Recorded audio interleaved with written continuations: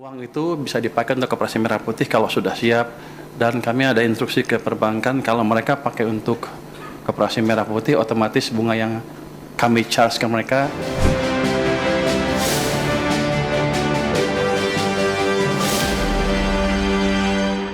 Menteri Keuangan Purbaya Yudi Sadewa menyebut suntikan dana segar sebesar 200 triliun rupiah melalui perbankan Himbara bisa digunakan untuk mendukung program 80.000 koperasi desa Kelurahan Merah Putih. Nantinya pemerintah akan memberikan bunga lebih rendah sebesar 2% jika dana tersebut disalurkan untuk program koperasi desa Merah Putih. Bunga tersebut diakui lebih rendah dari ketentuan sebelumnya sebesar 4%. Purbaya memastikan dana segar tersebut sudah masuk ke Bank Himbara dan sudah siap untuk menyalurkan dana tersebut untuk pembiayaan koperasi desa Merah Putih.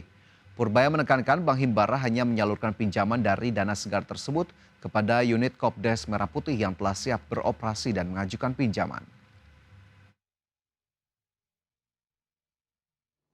Uang itu bisa dipakai untuk Koperasi Merah Putih kalau sudah siap, dan kami ada instruksi ke perbankan kalau mereka pakai untuk Koperasi Merah Putih, otomatis bunga yang kami charge ke mereka lebih rendah, jadi ke 2% dari sebelumnya sekitar 4% ya. Jadi otomatis seperti itu. Jadi nggak ada lagi cost tambahan bagi Himbara ya. Jadi harusnya sih akan berjalan mulus. Cuma nanti kita gebrak-gebrak biar lebih cepat aja. Pemerintah melalui Kementerian Keuangan telah mengucurkan dana segar sebesar 200 triliun rupiah dari saldo anggaran lebih ke sektor perbankan. Langkah ini dilakukan untuk mendukung program pemerintah sekaligus mendorong pertumbuhan ekonomi nasional. Meski demikian, Direktur Pengembangan Big Data Indef Eko Listianto menilai penempatan dana segar tersebut tidak cukup untuk mendorong pertumbuhan ekonomi. Pasalnya masalah utama yang dihadapi dunia usaha saat ini bukan hanya soal akses kredit di bank. Ia mendorong adanya reformasi fiskal di sektor real. Perbaikan bisa dilakukan dengan meningkatkan pengelolaan, akuntabilitas, dan keberlanjutan tanpa membebani pelaku usaha, terutama di tengah kondisi ekonomi yang lesu. Kita itu ngelola dana udah lebih dari 8.000 triliun begitu ya. Jadi tidak sangat gede gitu ya untuk konteks kredit gitu ya, total kredit gitu. Tetapi kalau kemudian ya itu diikuti dengan perubahan ya reform di sektor realnya, entah itu bentuknya deregulasi, pemberantasan premanisme gitu ya, kredit murah, dan juga akses pasar yang lebih baik, itu saya rasa akan ada efeknya gitu. Tapi kalau tanpa itu hanya sebatas mindahin rekening ke rekening kayak gitu ya nggak akan. Kita awali dengan informasi pertama, pemerintah menyiapkan 5 program penyerapan tenaga kerja sebagai insentif stimulus ekonomi. Salah satunya melalui program Koperasi Desa Merah Putih yang ditargetkan dapat menyerap 1 juta tenaga kerja hingga Desember 2025. Pemerintah menyiapkan 5 program penyerapan tenaga kerja sebagai insentif stimulus ekonomi. Dari program tersebut, pemerintah menyiapkan jutaan lapangan kerja lewat program strategis nasional, salah satunya melalui program Koperasi Desa Merah Putih.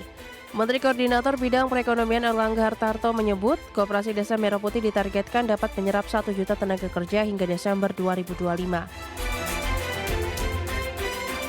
Selain Koperasi Desa Merah Putih, program Kampung Nelayan Merah Putih juga menjadi prioritas dengan target pembangunan 100 desa nelayan pada tahun 2025. Melalui program ini, penyerapan tenaga kerja diharapkan terus meningkat seiring dengan peningkatan jumlah kampung nelayan. Yang pertama tentu Koperasi Desa Merah Putih, itu ada 80.000 karyawan baru, diperkirakan bisa menyerap 681.000 dan targetnya sampai 1 juta orang di bulan Desember. Kemudian Kampung Nelayan Merah Putih, tahun ini targetnya 100 desa, diharapkan bisa menyerap 8.645 tenaga kerja, jangka panjang 4.000 titik bisa menciptakan 200.000 lapangan kerja. Di sektor perkebunan, pemerintah akan mendorong program perkebunan rakyat melalui penanaman kembali 870.000 hektar lahan. Program ini diharapkan bisa membuka lapangan kerja lebih dari 1,6 juta dengan komoditas prioritas antara lain tebu, kakao, kelapa, kopi, mete, dan pala. Dari Jakarta, Tim Liputan, IDX Channel. Pemerintah mengucurkan penyertaan modal negara untuk 3 BUMN yakni PT Kereta Api Indonesia, PT Industri Kereta Api atau INKA dan PT Pelayaran Nasional Indonesia atau PELNI dengan total mencapai 4,77 triliun rupiah. Pemerintah mengucurkan penyertaan modal negara atau PMN sebesar 4,773 triliun untuk 3 perusahaan badan usaha milik negara. Ketiga BUMN tersebut adalah PT Kereta Api Indonesia atau KAI, PT Industri Kereta Api atau INKA, dan PT Pelayaran Nasional Indonesia atau PELNI. Menteri BUMN Erick Thohir menuturkan untuk KAI, besaran PMN yang dikucurkan adalah 1,8 triliun. Dana tersebut digunakan untuk pengadaan sarana KRL yang melayani lintas Jabodetabek. Selanjutnya untuk INKA, jumlah PMN yang dikucurkan adalah 473 miliar rupiah. Dana tersebut akan digunakan untuk pembangunan fasilitas pabrik termasuk mendukung produksi transit KRL Jabodetabek. Terakhir, ada PELNI yang memperoleh PMN sebesar 2,5 triliun rupiah.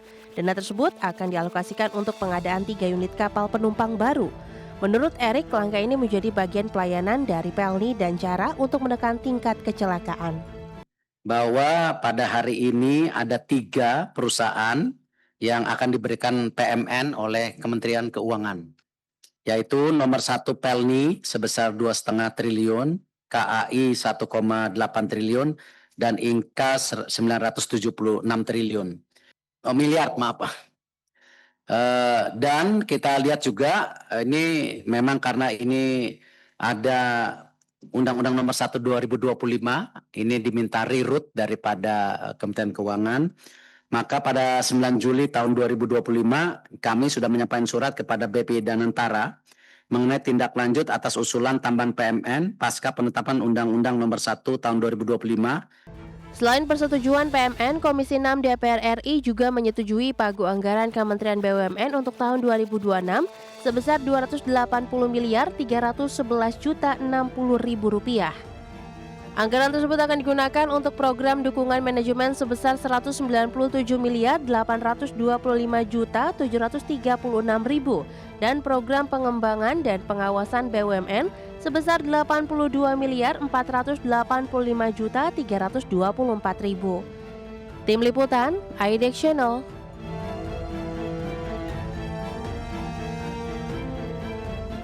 Kembali bersama kami dalam IDX First Session Closing. Pemirsa, PT Indofood CBP Sukses Makmur Tbk menegaskan bahwa seluruh produk mie instan yang diproduksi di Indonesia telah sesuai dengan standar keamanan pangan Badan Pengawas Obat dan Makanan Republik Indonesia atau BPOM.